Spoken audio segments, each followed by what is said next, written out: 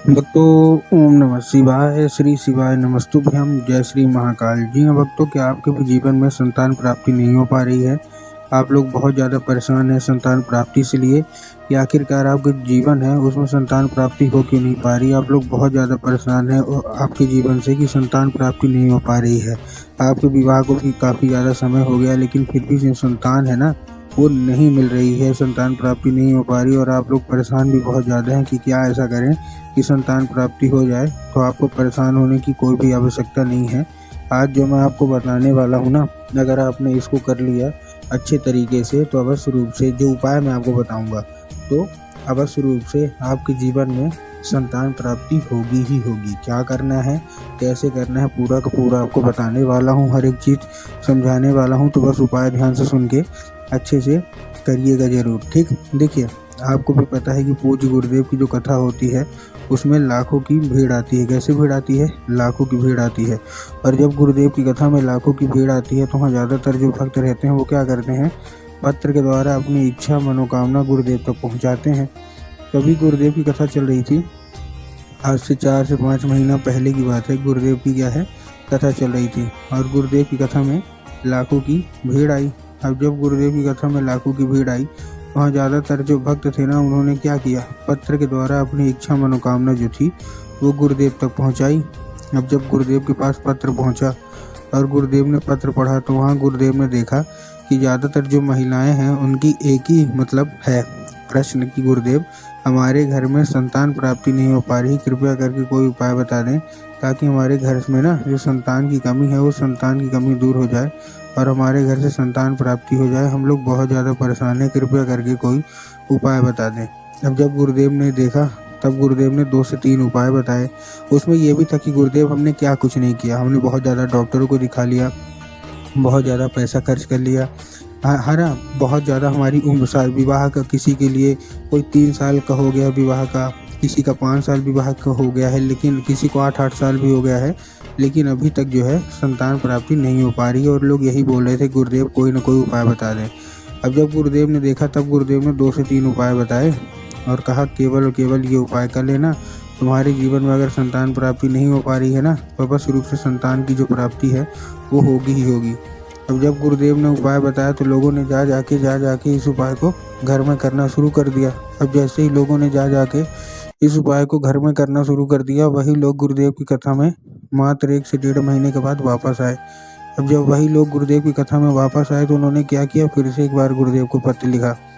लेकिन ये वाला जो पत्र था ये गुरुदेव को धन्यवाद के रूप में पत्र था कि गुरुदेव धन्य हो आपका, आपके द्वारा बताया गया उपाय हमने कर लिया है, हमारी सारी इच्छा सारी मनोकामना जो थी ना वो पूरी हो गई है।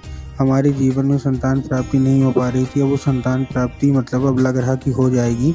हमने डॉक्टर से मिले हैं तो डॉक्टर ने बताया कि आप बहुत जल्द माता पिता बनने वाले हैं। तो गुरुदेव आपका कोटि कोटि धन्यवाद, और ये केवल और केवल आपके द्वारा बताया गया उपाय के कारण ही हुआ है। तो देखिए, जो लोग भी मेरी आवाज़ अभी सुन रहे हैं ना, अगर आपको भी जानना है कि आखिर ऐसा कौन सा उपाय है जिसको करने मात्र से सारी इच्छा मनोकामना जो है वो पूरी हो जाती है, तो चलिए हम बताते हैं आपको आज की इस वीडियो के माध्यम से कि आपको करना क्या है। तो बस उपाय ध्यान से सुन के अच्छे से करिएगा ज़रूर। लेकिन उसके पहले चैनल पे अगर पहली बार आए हैं और आवाज़ मेरी पहली बार सुन रहे हैं तो वीडियो कर दें लाइक और चैनल को भी कर लें सब्सक्राइब, ताकि पूजनीय पंडित प्रदीप जी मिश्रा के रोज़ नए नए उपाय जो कि मैं उनकी कथा से सुनता हूँ, श्रवण करता हूँ, सबसे पहले मैं आपको प्राप्त करा सकूँ, ठीक। तो देखिए, जो हमारा सबसे पहला उपाय है, इस उपाय में आपको एक नारियल चाहिए। क्या चाहिए? केवल और केवल आपको एक नारियल चाहिए। और जब आप नारियल लेंगे तब आपको ध्यान रखना है, बहुत सारे लोग ये पूछते हैं कि नारियल कच्ची वाली लें कि पक्की नारियल लें। तब गुरुदेव ने साफ साफ बताया कि आपको नारियल कौन सी चाहिए, आपको पक्की नारियल चाहिए जो जटा वाली होती है, ठीक। तो आपको जटा वाली नारियल ले लेना है। अब नारियल लेने के बाद आपको करना क्या है, जैसे आपने नारियल लिया, नारियल लेने के बाद जटा वाली बढ़िया से ले लीजिए और एक सफ़ेद कपड़ा ले लीजिए। अब सफ़ेद कपड़ा लेने के बाद आपको करना क्या है, जैसे आपने सफ़ेद कपड़ा लिया, सफ़ेद कपड़े की जैसे पोटली बनाते हैं ना, बस सेम टू सेम वैसे ही पोटली आपको बनाना है, वैसे ही कपड़ा लेना है, ठीक। बस आपको ध्यान रखना है कि जो नारियल उसमें थोड़ा सा आपको चंदन भी लगा देना है, ठीक। तो चंदन आपने अच्छे तरीके से लगा दिया। चंदन अच्छे तरीके से लगाने के बाद आपको करना क्या है, जैसे आपने लगाया, लगाने के बाद आपको और क्या करना है, उसमें लगा दिया और अच्छे तरीके से लगाने के बाद उसको आपको क्या करना है, बांध लेना है अच्छे तरीके से।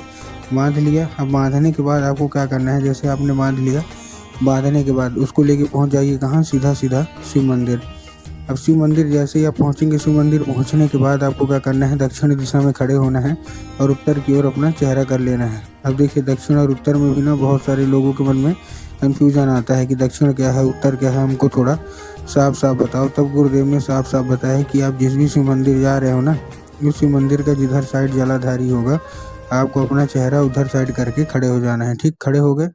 अब खड़े होने के बाद आपको क्या करना है, एक नाम लेके, कौन सा, महादेव का बहुत ही सुंदर सा नाम है, श्रम्भेश्वर महादेव। तो आपको करना क्या है, आपको श्रम्भेश्वर महादेव का नाम लेके और उन्हीं का स्मरण करके, ठीक ना, क्या करना है, श्रम्भेश्वर महादेव का नाम लेके और उन्हीं का स्मरण करके आपको चुपचाप महादेव के ऊपर आपको अर्पित कर देना है बस। पूज्य गुरुदेव कहते हैं कि अगर आपने ऐसा कर लिया तो बस रूप से मनोकामना जो है वो पूरी होगी ही होगी और श्रम्भेश्वर महादेव की कृपा आपके ऊपर बस रूप से होगी ही होगी। ठीक, ये था कौन सा, ये था हमारा पहला उपाय। अब हम चलते हैं अपने दूसरे उपाय की ओर। अब देखिए जो हमारा दूसरा उपाय है, दूसरे उपाय में आपको करना क्या है, जो हमारा दूसरा उपाय है, इस उपाय में आपको सफ़ेद आकड़ी की जो है ना वो जड़ लेना है। क्या लेना है, सफ़ेद आकड़ी की जड़ लेना है। सफ़ेद आकड़ा बस नहीं लेना, सफ़ेद आकड़ी की जो जड़ होगा वही ले लेना है। ठीक, ले लिए। अब लेने के बाद आपको करना क्या है, जैसे आपने लिया, लेने के बाद आपको क्या करना है, एक लाल धागा चाहिए। ठीक, अब लाल धागा ले लिया।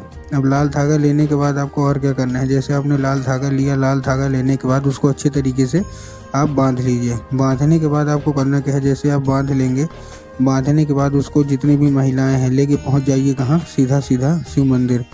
अब जैसे ही आप शिव मंदिर पहुंचेंगे, शिव मंदिर पहुंचने के बाद आपको करना क्या है, शिव मंदिर पहुंचे, आपके दिमाग में आगे कि जाएंगे और बाबा भोलेनाथ के ऊपर अर्पित कर देंगे, जो कि पूर्णतः गलत है। आपको बाबा भोलेनाथ के ऊपर अर्पित नहीं करना। आपको कहाँ अर्पित करना है, आपको अर्पित करना है माता शोक सुंदरी के ऊपर। अब देखिए बहुत सारे लोगों को माता शोक सुंदरी की जगह ही नहीं पता होती। तब गुरुदेव ने बताया जो जलाधारी है, जलाधारी के बिल्कुल बीचों बीच, कहाँ, जलाधारी के बिल्कुल बीचों बीच किसकी जगह होती है, माता शोक सुंदरी की। तो आपको वहाँ अर्पित करना है और जब आप अर्पित करेंगे तो माता से उसको औषधि के रूप में मांगना है कि माता कृपया करके हमको इसको औषधि के रूप में प्रदान करिए, हमारे जीवन में संतान प्राप्ति बिल्कुल भी नहीं हो पा रही। अब क्या होगा, अब वो औषधि का रूप ले लेगा। बस 5 मिनट आपको खड़े रहना है और वही लाल धागा अपने कमर पे अच्छे तरीके से आपको बांध लेना है। पूज्य गुरुदेव कहते हैं कि अगर आपने ऐसा कर लिया तो उस धागे में इतना प्रभाव है कि 1 से 1.5 महीने के अंदर आपके जीवन में संतान प्राप्ति जो है ना वो बस रूप से होगी ही होगी। तो उम्मीद करता हूँ आज का जो उपाय मैंने आपको बताया दोनों के दोनों अच्छे तरीके से समझ में आ गए होंगे। उपाय अच्छे लगे हों तो कमेंट बॉक्स में हर हर महादेव अवश्य रूप से ज़रूर लिख दीजिएगा।